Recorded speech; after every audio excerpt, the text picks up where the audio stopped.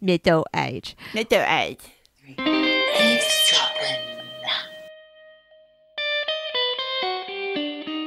Good morning, good morning, good morning. I hope you're feeling fine. Good morning, Michelle. How are you? Good morning, Geordie. Do you know what? There's a Swedish song. It goes, God morgon, hur fåglar sjunger, good morgon, That'll good be morgon, Nick. to you. Yeah, that's good morning, good morning. It's Yes, you know it. Yeah, because it's from Oklahoma. Is it? Because the It's a Swedes think musical. they made it up. They didn't make it up. That's No. Doris Day sings that, or someone in, I think it's Oklahoma, or what's that one about everyone dying in the end? Pacific, Poseidon Adventure. South Pacific.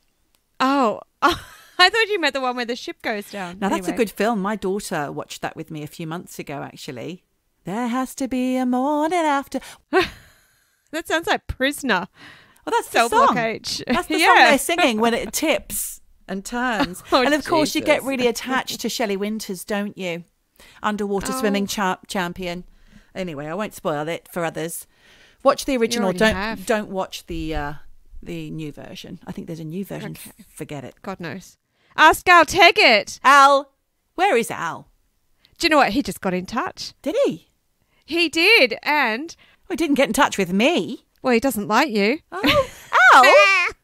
Sorry, I just did the weird laugh. Oh, is that the laugh you've been talking about? I don't know.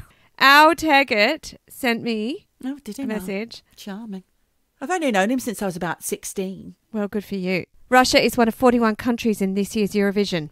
Hey, thanks, Al. Hey, he came through. I knew he would. I said you've earned your keep. So there you go. That keep of 0. Yes, he's still on a retainer.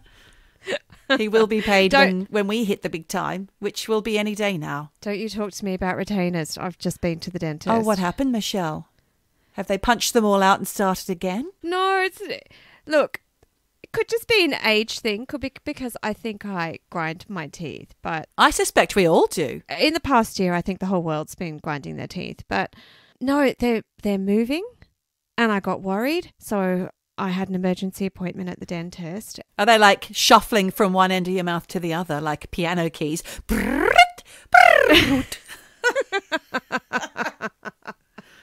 Oh my God, are you in my mouth? No, really, they're moving, and I already have a little bit of a Bucky Beaver smile. It's getting worse, and it's going to continue to get worse. Basically, they are going back to the teeth of my childhood. Which would you prefer, for them to stick out like Freddie Mercury, like sticking right out, or in like a rat?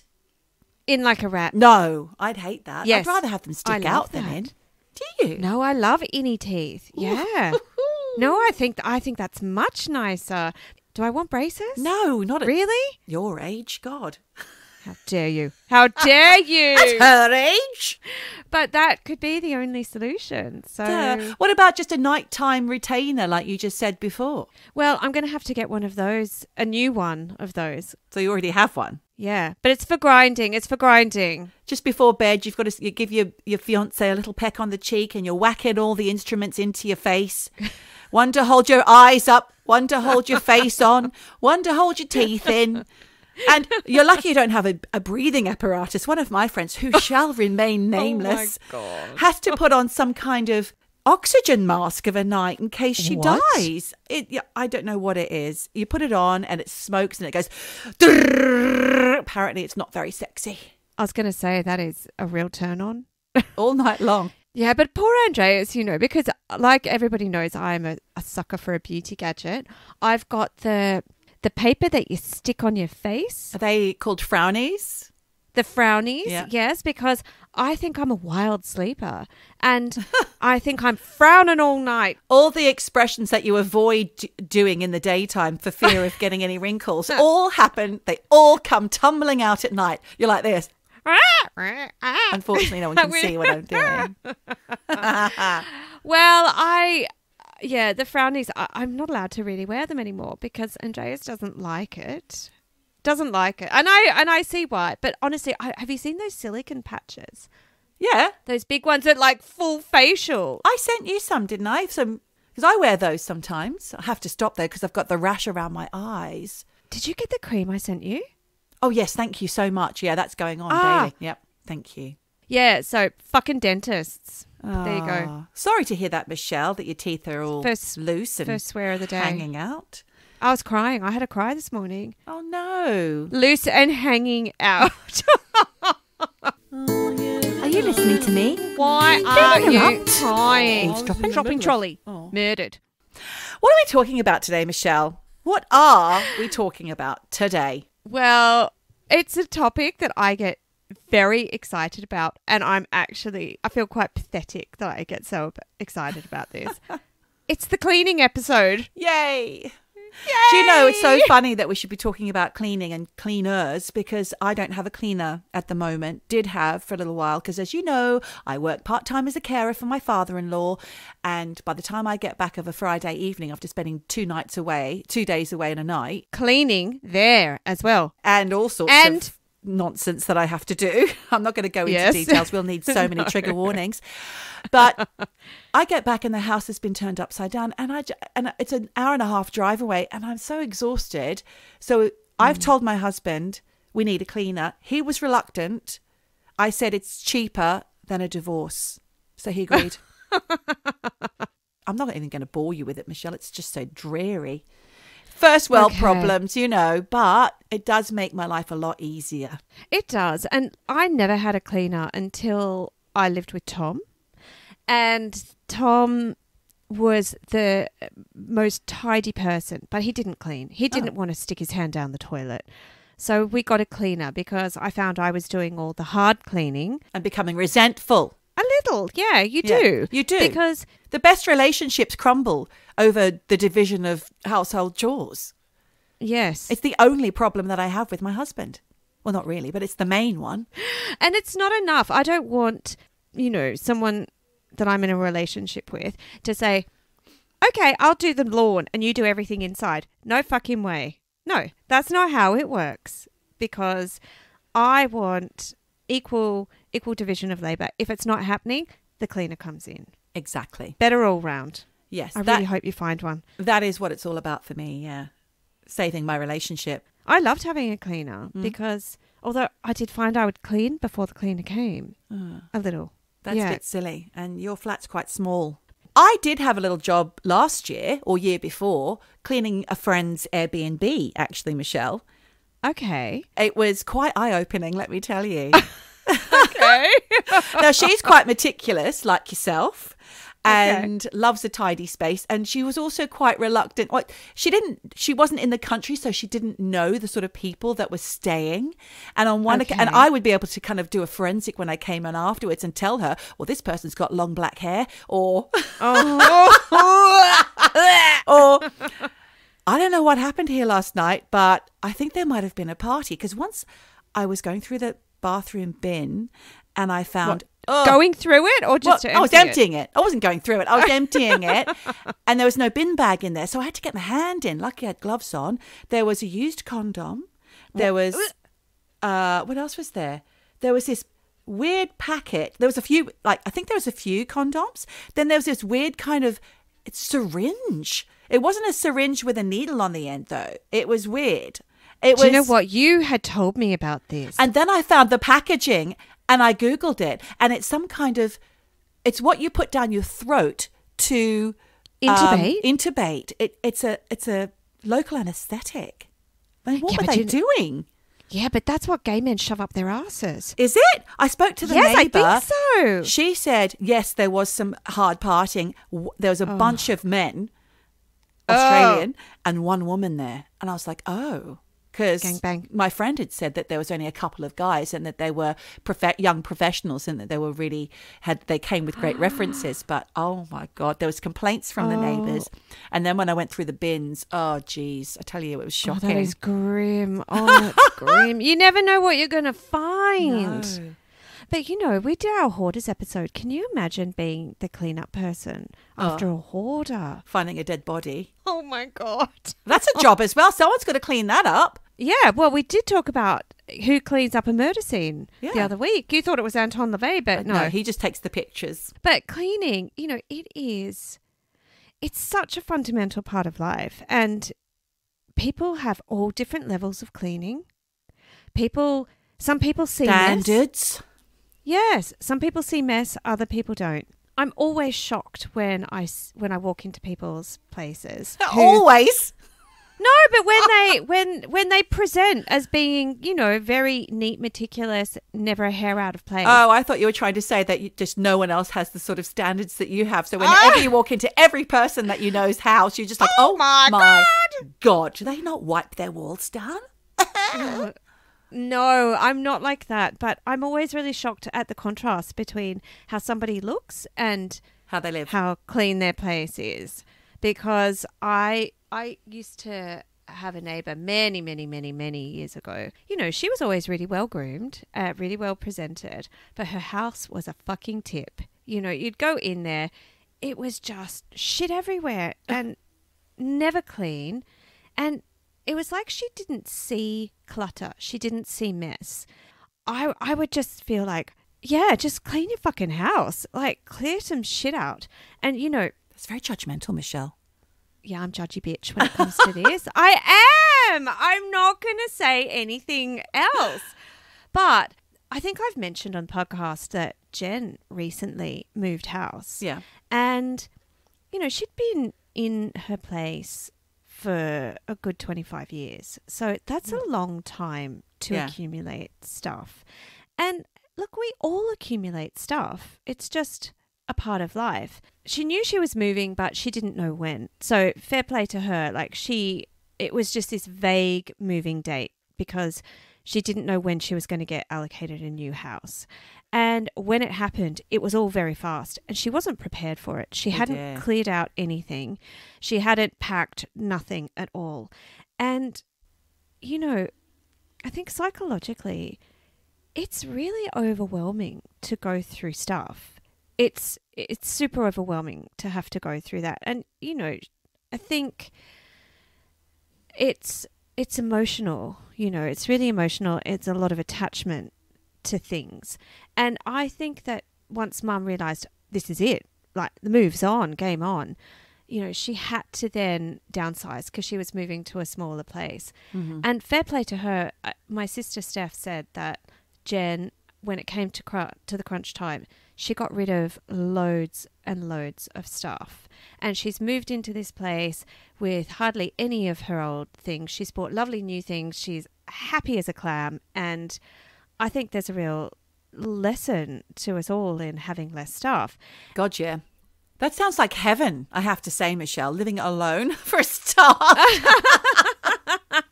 Yeah. Just joking, family. I love them. Yeah, of course you do.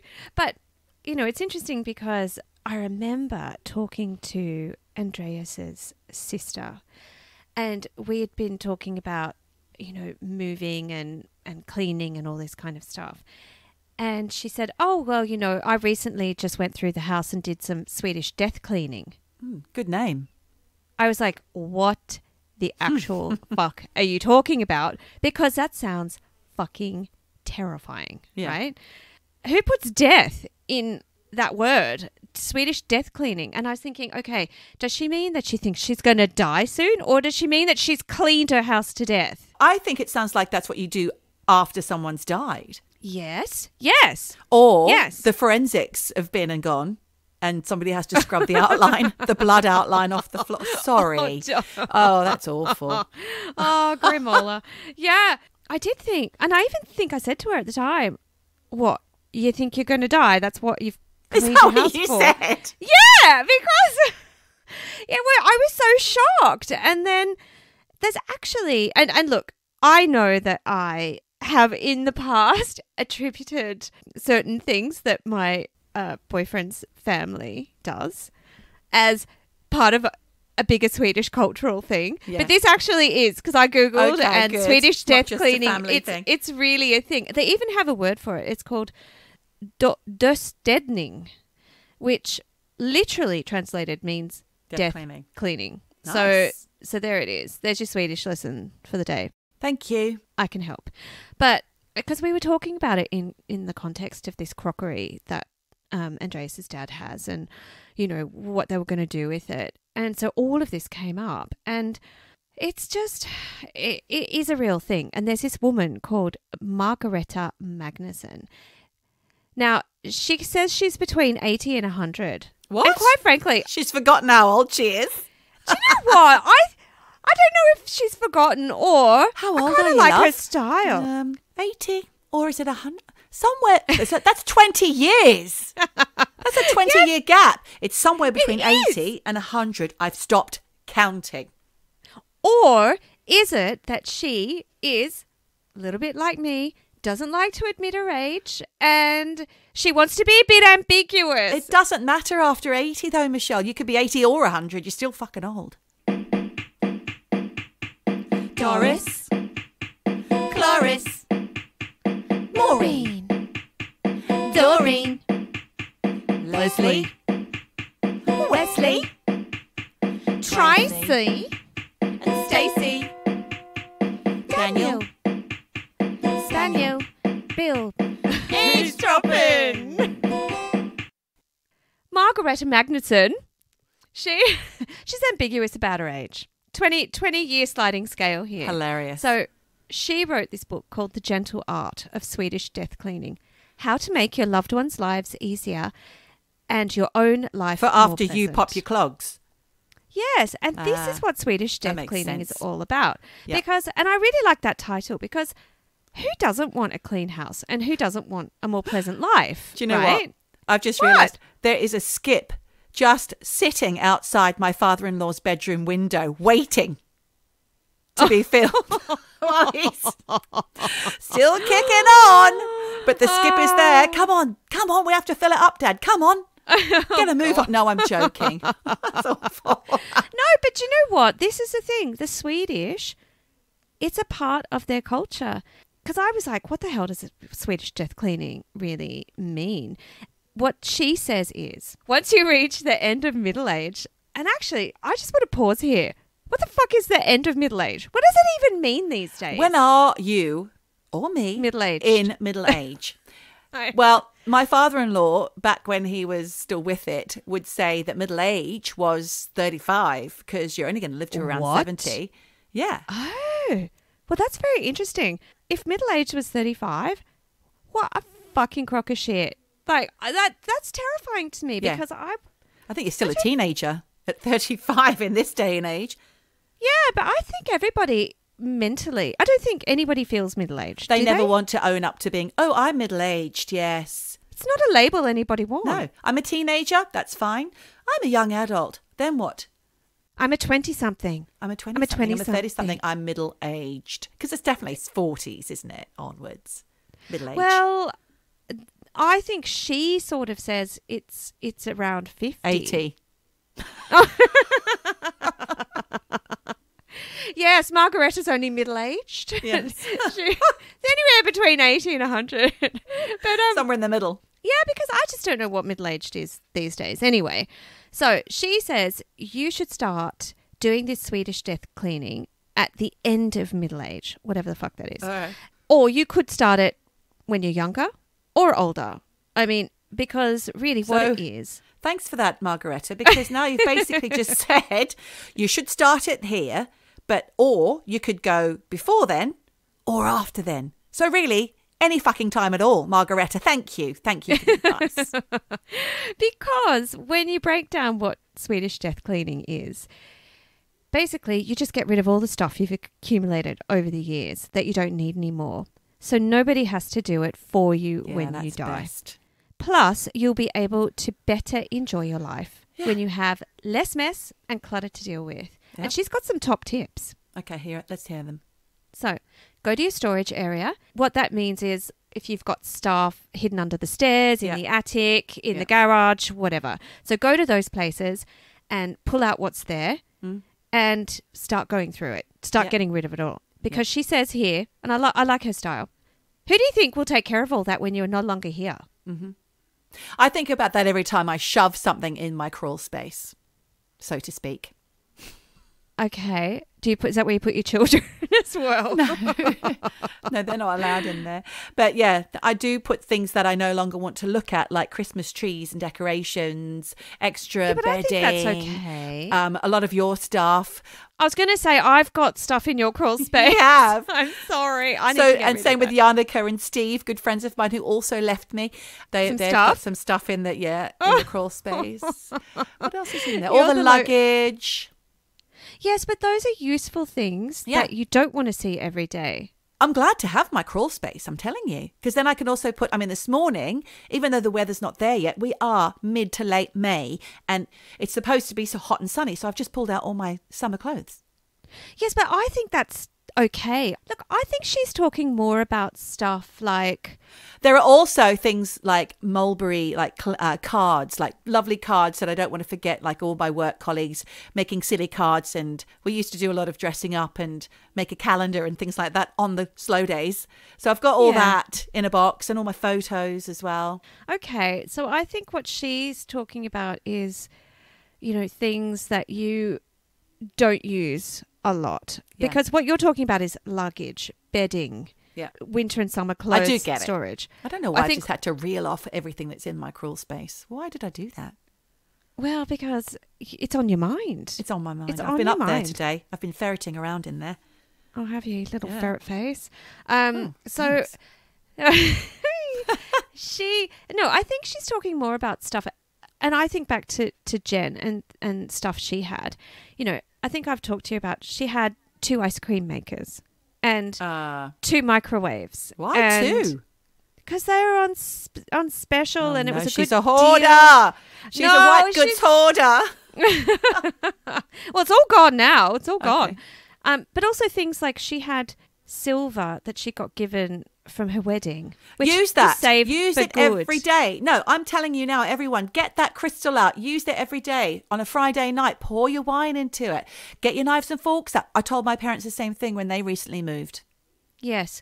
And because I think our generation, we don't get silver. Well, it's not even that. We don't have a culture of saving things for good because nothing's for best. Everything is for every day. Yeah. That's the thing. We don't buy the super expensive crockery to use for every day. We just have the medium kind of price to cheap stuff because it's going to break because you use it every day. Absolutely. And we don't entertain the way the 50s, 60s housewives used to entertain. Quite frankly, we don't entertain at all these days, do you? No. Not allowed. No one's leaving their house. But we don't have that kind of stuff in our lives. We don't have a separate lot of cutlery and good china. We don't have that. It's not part of how we live our lives. So, but certainly, I'm sure people have attics and rooms full of junk. Just junk that, might use that again one day. Well, do you know what? Get rid of it. Because if you need it again, buy it again. Yeah. It's not worth it. And she says here, old Margaretta, life will become more pleasant and comfortable if we get rid of some of the abundance. Mess is an unnecessary source of irritation. Do you hear that, Paddy? That's my husband. I tell you what, Michelle, I wholeheartedly agree with her. And I've got to say, for my mental health, I can't handle clutter. I can't handle mess. If I walk downstairs feeling quite sprightly, and I walk into the kitchen and there's crap all over the counters. Things haven't been put away. I understand if somebody's just been cooking breakfast, I get that. But it's just stuff everywhere. People tend to come in from outside and they just dump their stuff. I can't bear it. I've just had a night without my husband because he's looking after his dad right now. And everything is clear. The decks are clear and I'm feeling so much calmer. Yes. Well, there's research about this. Step me up. Stats! So this study found that clutter can actually make it harder for your brain to focus on a specific task. I get because it. Visually, you're distracted by the clutter. Your brain sees all of this clutter as irrelevant information. Yeah. So your brain is working harder to sort out what's important and what's not. I just feel exhausted thinking about that. Yeah. And, having fewer things to worry about it makes life more manageable. Yes. Because when there's calm on the outside, there's calm on the inside. Thank And you. I really resonate with this because, and I first realized this about myself when I was at university. And look, I don't know if this is just procrastination or if it really was like a real thing, but I would have to do an essay and I would think I cannot focus on the task at hand unless I have a tidy room. Yep, I totally get it. Yeah, so I think there is a connection between how you feel and the clutter around you. And it makes sense. I mean, on a super basic level, chaos on the outside, you feel on the inside. Yeah. Oh, I absolutely get that. Yeah, of course. But it's interesting. Margaretta says about this Swedish death cleaning, it's not just about dusting and mopping. It's about a permanent form of organisation that makes your everyday life run more smoothly. She says when you go through things, it's a real pleasure to remember what things are worth, what they meant to you, but you shouldn't leave a mess for other people to clean up. And she says here, do you think you're immortal? She has all these funny things. Well, she like bloody that she is. writes. Yeah, I know. She's really 110, but she's telling everyone she's 80. But yeah, so, but I think there are, you know, there's a lot to it a lot to be said for paring down all your stuff and getting rid of it. I think that sort of leads me on to this other, which we just touched on before, about why we don't want our parents' stuff. Because I don't want my parents' stuff. I'm sure you don't want your parents' stuff. I know there's some stuff that I want. Yes, but you need to make sure you tell Robin what you want because I have told her. Oh, there's this patchwork coffee table. I mean, unless I live in Australia, though, I can never have those things. Yeah. Okay. See, well, that's the thing.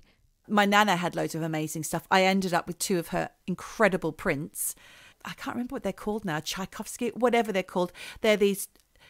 I can't remember the name of the artist, but they're very pop art. Not pop art. They're kind of like a woman. It's all blue, and she's got a turban. The blue woman, and then there's this Balinese girl that she used to have in ornate frames. But I've got them currently without the frames. Okay, but I think I've seen them in your house, and they're really beautiful. But they are, you know, they really mean something to you, and it's funny because it's awful actually because I was talking to Andreas about.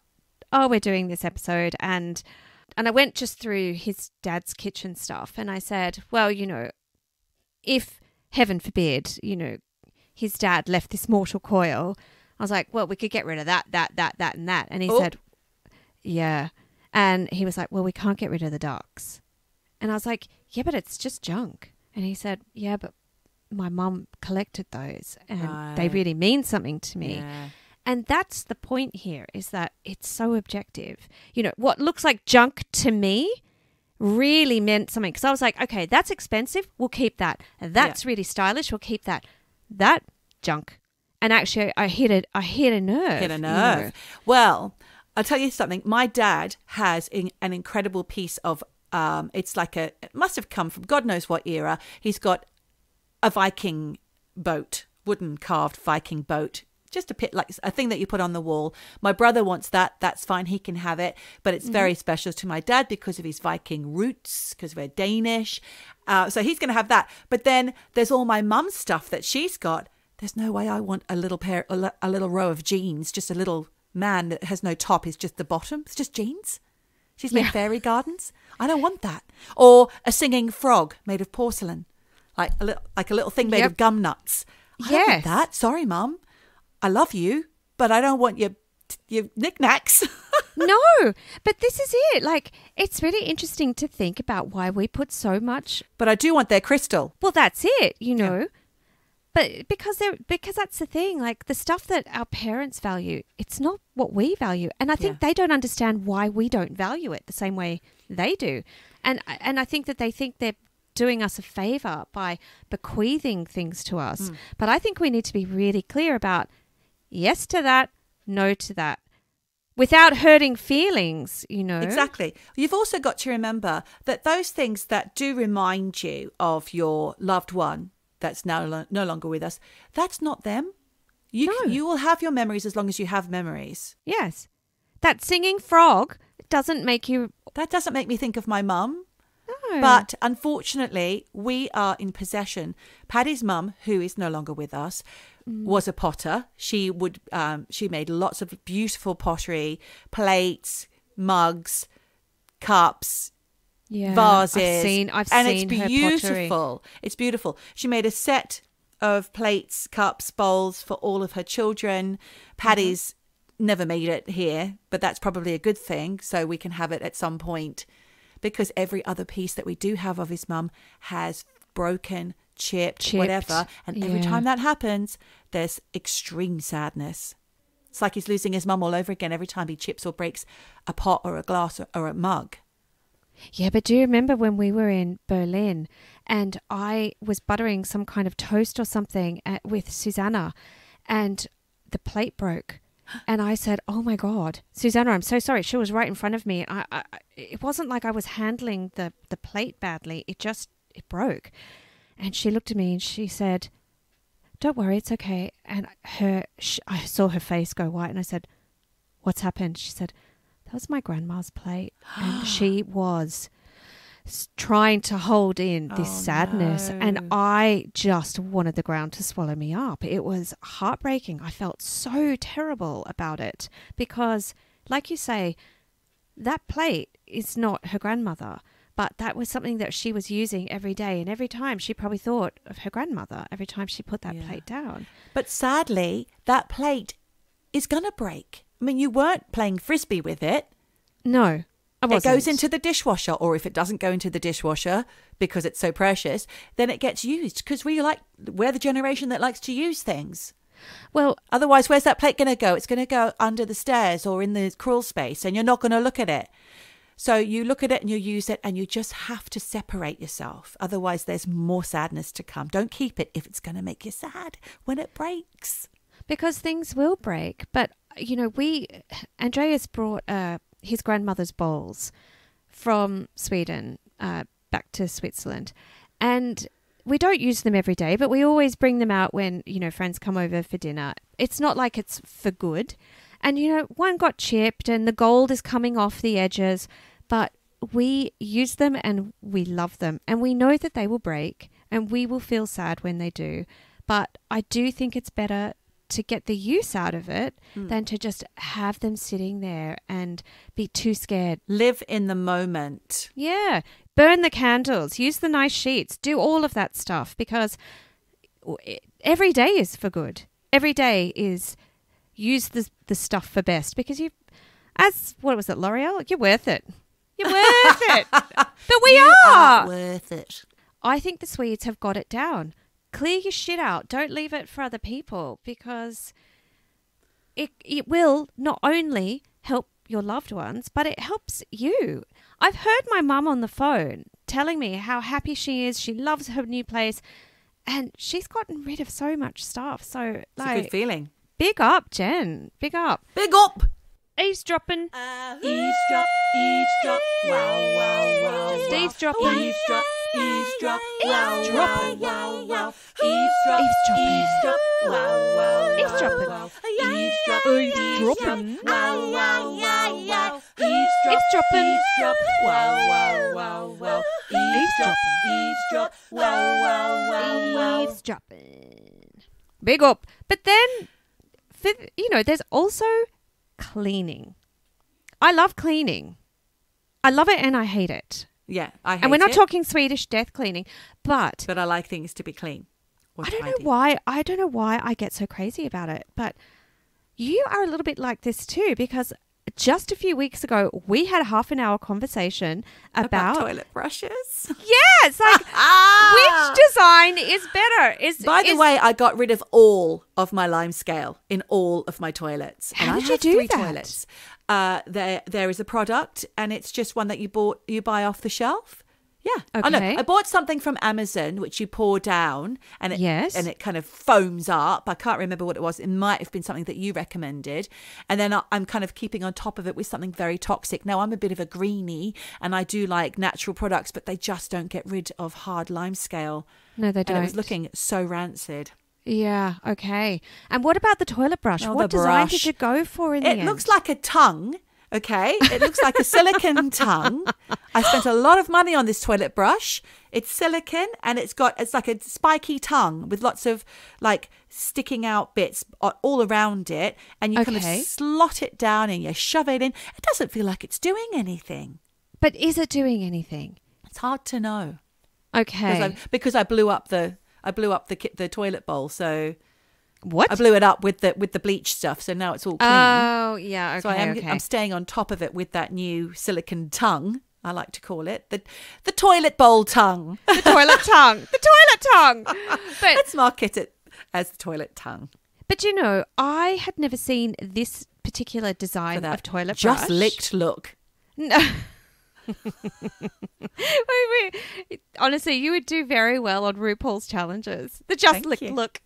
But we had a fantastic toilet brush, but it was so ugly. And I said to Andreas, we need to get rid of that and get an attractive toilet brush. Yeah. So we got one that's like in a beautiful ceramic kind of holder, and it's gorgeous copper like handle. But it doesn't matter how pretty it is when there's bits of shit hanging off the end of it, Michelle, and wet toilet paper. Honestly. Oh, well, I just did the laugh. You did the anyway.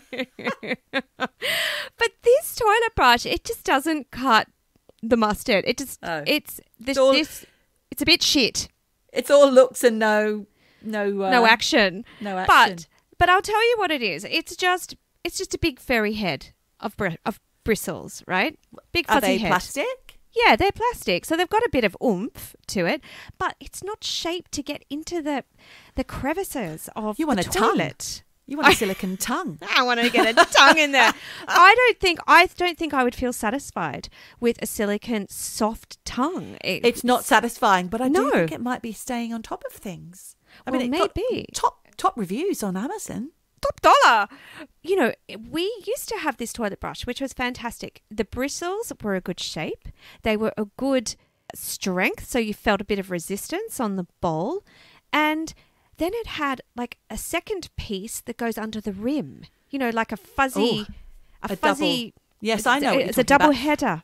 But I'm thinking of a natural bristle for brush. Yeah, I think a natural bristle. Yeah, I don't think so. I think you need plastic because you want to like rinse that shit off. Rinse it clean. Yeah. Yeah, plastic. Can you not just pop it in the dishwasher?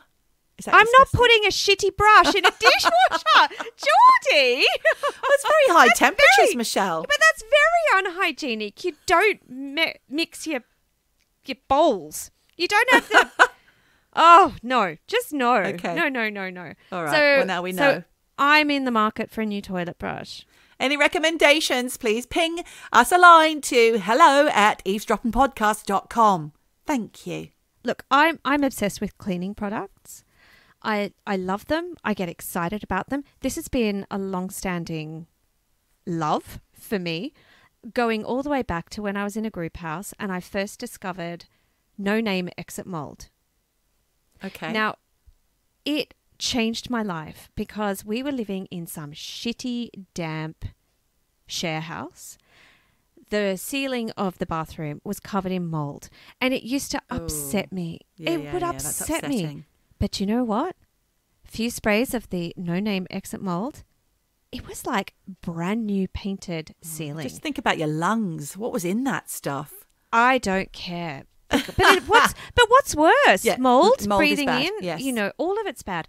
So it was absolutely fantastic. Since then, I realized that cleaning products can change your life, can change your mood. And I now am obsessed. So I remember it was actually when I had the cleaner in London and she recommended Viacal.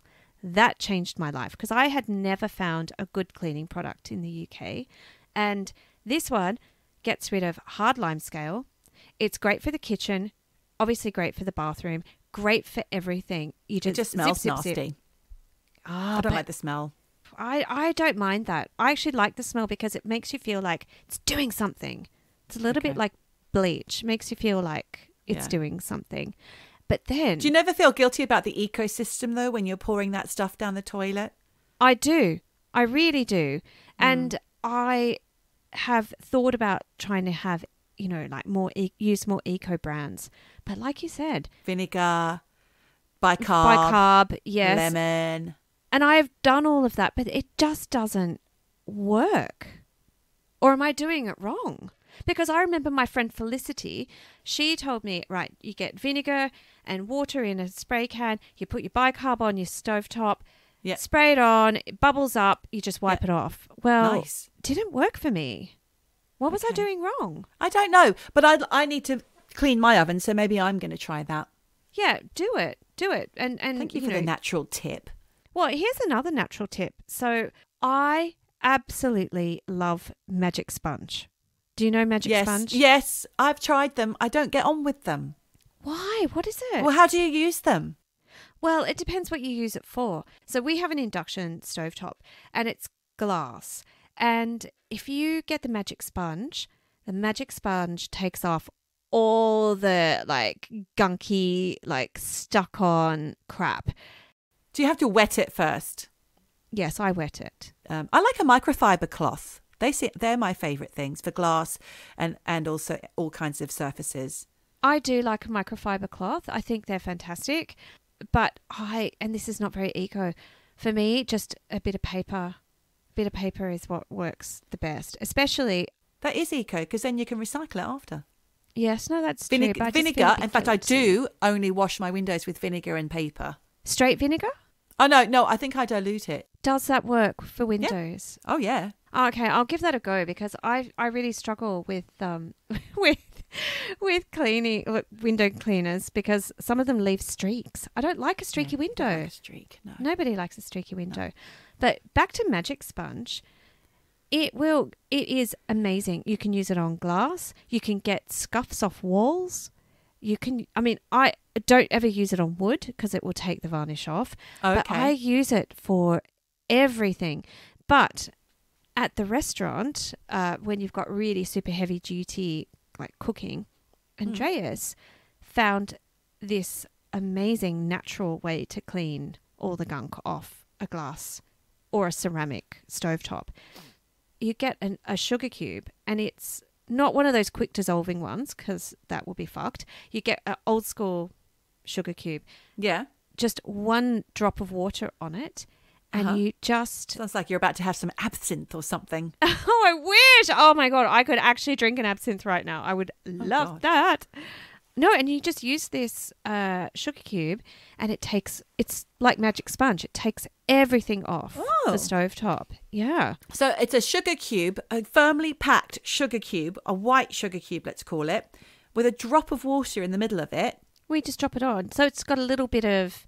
moisture. And you use the cube and you just rub the stain, the offending stain. Is that what you do? Yeah. Amazing. It is amazing because I said that's not going to work. It worked. Amazing. It was amazing. And then in Europe, not in the UK, you can get this stuff, changed my life, called Chanticleer. If you ever see it, buy it. It's amazing. It cleans everything. It's what every Italian mama will tell you is the best cleaning product in the world. And you can even spray it on your clothes to get stains out. But it's not eco. It's not eco-friendly, and I do have guilt about that. But I do have the eco egg for my washing. Oh, yeah, I want one of those. You just chuck the egg in and your clothes come out fantastic. I tell you what's really terrifying. Oh, actually... Before I tell you what's really terrifying, in Sweden, they use this thing called grön soppa, which is basically green soap. And they use it for everything. It's like the miracle stuff. We always put it in our luggage and take it with us when we leave Sweden. And it just is absolutely brilliant. Any Swede will tell you it is their go-to for cleaning floors, cleaning. Sounds amazing. Whatever. No, it is really, really good. But what I was going to tell you is really terrifying. And it's not terrifying at all. Go on then. People give me cleaning tools. What is that? What do you think that says about me? Because they know that you're really anal. No. Do you think? Oh, my God. Because recently a friend gave me this. They know you're uptight. No? Oh, my God. I'm joking. You are such a bitch today.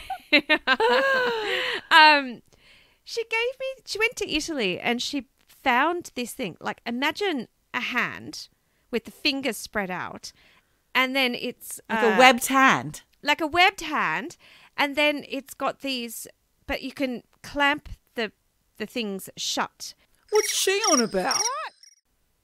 Oh, this is to clean your Venetian blinds. I've seen those. Yeah, they're pretty good. I've never seen those before. And she said, hi, I thought of you. And she said, I got you a present. And I got really excited. And then she pulls out this blind cleaner. And I'm like, is it just that she knows you've got blinds? I don't have blinds. Oh. But do you know what? I'm always going into pharmacies and supermarkets in foreign places when we could travel. That is great fun. Is there some kind of secret cleaning product that I don't know about that is going to change my life? And sometimes you come across crazy good stuff, even sponges. I really struggle with sponges because the cleaning cloth arena, there are so many. Like you said, there's a microfiber. Then you've got like a normal sponge for cleaning. Your face, you're looking at me like, who the fuck are you? I can't believe that you are going into great detail about sponges. I get excited about sponges. I get excited about cleaning.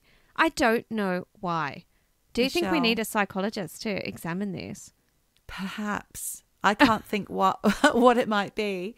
I got so bored listening to you talk about sponges that I'm just perusing the internet, and I've come across this story about somebody's first day as a crime scene cleaner. Oh, tell me about it. What did she say?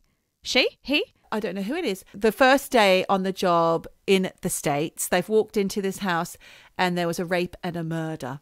Oh my God. Murder. They met the family of the victim. They showed them where they needed to go and get away from the rest of the family, like to go into the master bedroom, which is where the crime was. There was no dead body in the room because that had already been taken away. Thank God. Yeah, because you don't want to be photographed and documented, and the evidence had been gathered. The police have finished now. So then after the police have gone, I think the family then have to employ these cleanup crews. Because I did notice when I was looking at the internet just now, there were loads and loads of American companies with biohazard suits, fully trained, got the PPE, that will come in and clean up your crime scene because the police won't lay that on. Hang on. So the family have to pay? Yeah, I think so. In the States, I don't know what it is in the UK. So your loved one's been murdered and then you literally have to pay to clean the blood off their floor? Yep. Fucking hell. Or you do it yourself. That's not nice. Well, I'm not getting the marigolds on for that. That's horrible. So they are just there to scrub out the physical traces of the tragedy so the family could sell the house and move on. So the boss comes in and pulls out a box cutter, which is like what's that usually called? What do we call that? A Stanley knife to excise mouldy sections of drywall. Press his knee to the top of the mattress and methodically cut the bloodstains out in neat squares like he was slicing a piece of cake for a birthday party. Can I just stop you there? Yes, do. Who's using that mattress? No one's going to use the mattress again. Burn it. Well, why is he cutting it out? Why is he even bothering to... And then he does the same to the carpet. He cuts out bits of carpet that has bloodstains. Okay, again. And then this new person has to go into the bathroom. They've got to clean up the fingerprint dust that's there around the white sink and the counter. And it's like really hard to it's like really slippery kind of dust that clings on like black mercury. Yeah. Okay. Soot. They find out later that they were cleaning inches away from the rack that held the towel that contained the murderer's DNA and that was used in evidence against him at the trial. Oh my God. So basically there's loads of fingerprint dust to get off of washers and dryers. The murderer in this case had washed their clothes after killing the victim. I wonder if that's normal. I don't know. Who has time? Who thinks, I'm just going to do some washing at the murderer victim's house? Know. Jesus Christ, I can't even speak. But can I say, is this the budget cleaning? Because A, fucking burn that mattress. B, rip up the carpet because... Rip up the carpet? Imagine renting that out. Oh, why is there a square of carpet missing here? Oh, what are you going to say then? I mean, I do recall... Do you remember there used to be this amazing estate near Elephant Castle called the Haygate Estate? And one of my ex-husbands had a friend who lived there, and he was given a flat on the Haygate Estate. They've all been moved out and given different because it got knocked down. Okay. But pre it being knocked down, this gentleman who I once met had a flat in the Haygate estate, a little 1-bedroom flat, cute enough. It was a bit weird and hard to find because it was all is brutalist architecture. Yeah. And you didn't know exactly which lift to get into to get to which floor because everything looked the same. So you weren't sure if you were in the right section. Anyway, once in, he'd done it really nicely. He'd put the new wooden floor down, but he did say that when he'd moved in, the person who lived there before him was an old man and he had lay unnoticed dead on that floor for many months before it was finally realized that he'd passed away. So even though somebody else had gone in to clean up, the shadow of the man was still on the floor. So this chap had to not only scrub it, he had to buy a new floor to put over the top. That's not nice. Over the top? Over the top of the stained concrete or whatever it was, the stained flooring underneath. Oh, but why didn't you just get rid of that shit? I'm sorry. I would not want to just... it was the flooring. Like he'd gone through the carpet. The fluids. The dead man... The fluids in the shape of this man's body had gone through the carpet and into whatever the floor was made out of, concrete, probably, because it was a flat. I thought you meant there was like... He couldn't get the shape of the man out. Fluid shape of a man. It was. In floorboards. No. Oh, and then he just popped some floorboards over the top. He had to put floorboards over the top of the concrete. Jesus. Yeah. Oh, that's not nice. I wonder if that has a smell. I would imagine it did at the time. Imagine. You'd have to do some serious fumigating. Yeah, you would have to put like minimum bleach on. Like at a minimum, you'd put bleach on. And there must be some kind of serious corrosive acid or something. But would you live in a place where you know somebody had died? That's the thing, Michelle. In this country, Great Britain. Not where you live at the moment, not your place. Oh, yeah. My house is from the 1930s. It's been done up a few times, but I'd say people have probably died here. You never know, do you? Well, our Nana died. Most people probably have died in a house. Our Nana died in my sister's bedroom on Good Friday when she'd come to visit us for Easter. Oh, so she wasn't expected to die? No. She had come to visit us for Good Friday and I'd made a scene about my favourite knife and my sister had taken it and meh. Knife. It had a pearl handle. Everyone wanted the pearl handled knife, but I got given the green handle knife. These is the tragic tales of childhood. And I made a scene and my Nana, I was always the favourite and I got the pearl handle knife. You made damn sure of that. And so anyway, there was a scene because Mum was like, we've got to treat the kids equally, blah, blah, blah. Nana went off in a huff. Well, Nana had a heart attack and died. That was it. Yeah. Oh, Michelle. Yeah. Was I responsible? Do you know what, Geordie? I've never even thought that I was responsible until this very second for giving her a stress heart attack. Fuck. Because I've got my issues with my granddad. What do you mean? I feel to blame for the death of my granddad. Why? Well, I don't want to take away from your story, but it's very It's okay. bloody similar.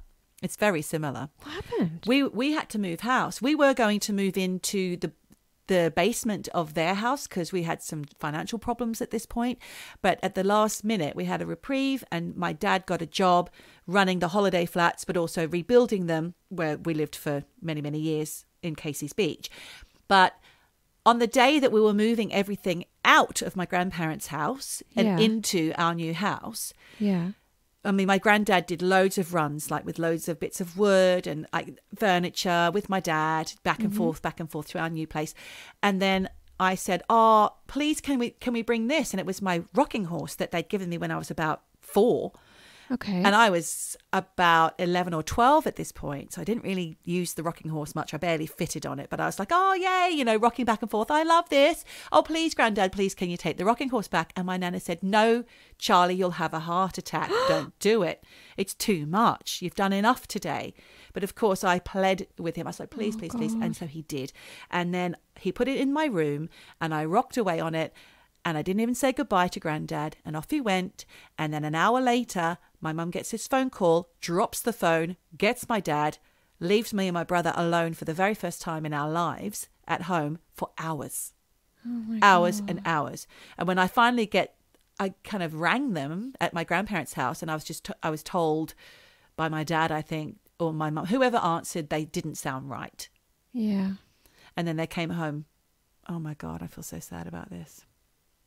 Anyway, they came home and told me that my granddad had died. And of course, for years, I blamed myself, because the last thing I heard my nana say was, "You'll have a heart attack." And that's exactly what happened. Oh my God. He went home and had a heart attack. I know. But then you equally, had a similar situation. Who found your grandmother? My mum. Oh, how awful. Yeah, because the thing was that she was in the bedroom and she had the door sort of open. And I remember that morning skipping past, literally skipping past and looking in on Nana and thinking, oh, Nana's still asleep. And, Mum was there making breakfast for 4 kids. And then, or maybe I've got this wrong. But anyway, Mum went in, found her, had to call the police and, explain to us all Nana How devastating were died. you all? How awful. Well, we didn't have a very close relationship with her. It was quite unusual for her to come and stay. But, I remember Mum saying, actually, it's probably for the best that she died here because she lived on her own and she could have been like that guy. Never been found for months, I did just think that when you were saying it, it was probably a safe place for her to be. Yeah. I mean, I can't believe I've never really connected the dots before this conversation, that maybe my argument and me being a petty little bitch about that pearl-handled knife stressed her out to the point where I gave her a heart attack. It's an unfortunate coincidence, Michelle. It's just an unfortunate coincidence. But do you feel like that? Well, I did for years and years, but I was a 12-year-old. I was 11 or 12 years old, and he was everything to me. My granddad. Yeah. Everything. We were close. They lived around the corner from us. Jesus. So not only did I have to cope with losing him, and he was the first person in my life to have passed away, but I also felt guilty. In fact, I don't know if my mum will remember this, but months, maybe even years later, I would wake up crying and say it was my fault. And she would tell me it wasn't my fault. It wasn't my fault. He did too much that day. Yeah. The last thing, he may have had that heart attack, whether he brought the rocking horse or not. But I just wish that I'd said thank you and at least give him a hug and a kiss and said goodbye. I wish I'd done that. You can't change history, and you can't. And you can't blame yourself either. You mustn't blame yourself because you don't know. But it is a lesson. It is a lesson that maybe you could have learnt back when you were... How old were you when you died? when she died? I think I must have been 6. 6? So you're too young. You're too young 7, to learn those lessons. Maybe. Yeah. I don't know. That was too young. But it is a lesson for me as an 11 or 12-year-old to not take people for granted and to think of others a little more. So that was my first moment in empathy and thinking about other people rather than myself, because I, like you, I was also a little princess being adopted. I was revered by my nana, obviously. She never had a daughter. She only had my dad, and she loved a waif and a stray. So so you were the it and the all. Well, I didn't think our cleaning episode was going to end up like this. I tried to take it down a dark path, and it ended up going down a very sad path. Well, let me just reel it back in by saying, if you want any advice on sponges, please get in touch. For future cleaning tips, I will get in touch with you. And also, there is a Swedish book which has all of those sugar cube eco tips. It's called, I want that. Oh, can you it's called it? Yeah, maybe Eco Tipset. And actually, they have an Instagram. I will put the link to the Eco Tipset Eco Tipset on the show notes for anyone who's interested. Oh, I love it. Send your hints and tips to Eavesdroppin. Hello at eavesdroppin.com, eavesdroppinpodcast.com. Thanks, Michelle. Oh, thanks, Geordie. A lovely little light relief. We'll get back to the darkness next week. Absolutely. Okay, and until then, keep on Eavesdroppin'. Eavesdroppin'. Eavesdroppin'. Eavesdroppin'. Eavesdroppin'. Eavesdroppin'. Droppin'.